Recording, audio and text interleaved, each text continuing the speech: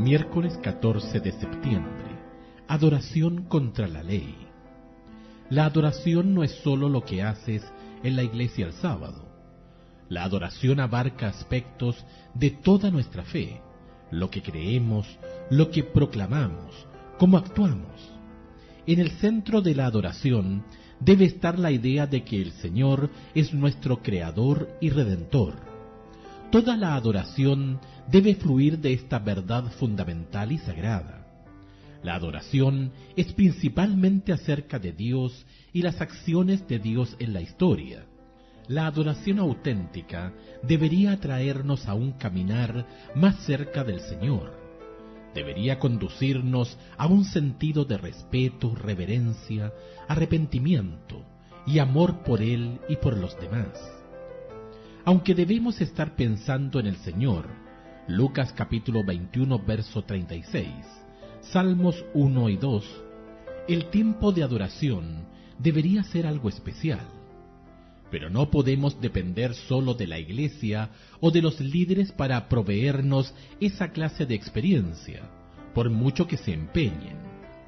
Al fin, se reduce a nosotros mismos y a la actitud que llevamos a la iglesia el sábado. Como hemos visto, la adoración es un medio para un fin, no un fin en sí mismo. Nuestra adoración no nos salva, más bien es una respuesta por haber sido salvados. Escucha Hechos capítulo 18, versículos 1 al 16. ¿Qué acusación le hicieron a Pablo y qué nos dice esto acerca de la adoración?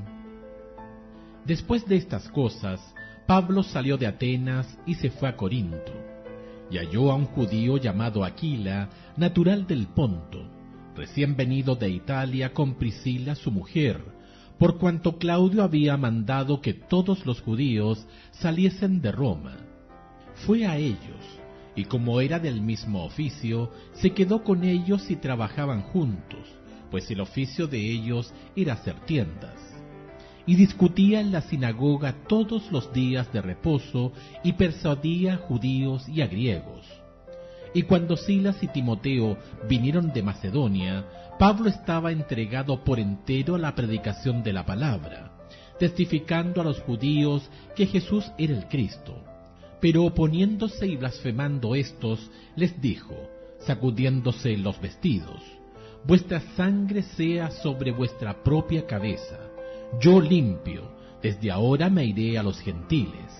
Y saliendo de allí, se fue a la casa de uno llamado Justo, temeroso de Dios, la cual estaba junto a la sinagoga.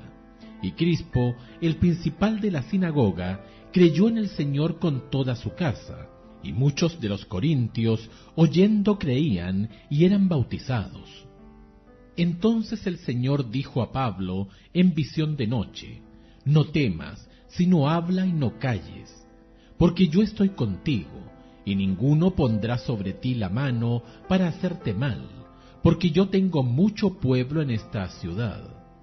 Y se detuvo allí 1 año y 6 meses, enseñándoles la palabra de Dios. Pero siendo Galión procónsul de Acaya, los judíos se levantaron de común acuerdo contra Pablo y le llevaron al tribunal, diciendo, este persuade a los hombres a honrar a Dios contra la ley. Y al comenzar Pablo a hablar, Galión dijo a los judíos, si fuera algún agravio o algún crimen enorme, oh judíos, conforme a derecho, yo os toleraría. Pero si son cuestiones de palabras y de nombres y de vuestra ley, vedlo vosotros, porque yo no quiero ser juez de estas cosas. Y los echó del tribunal.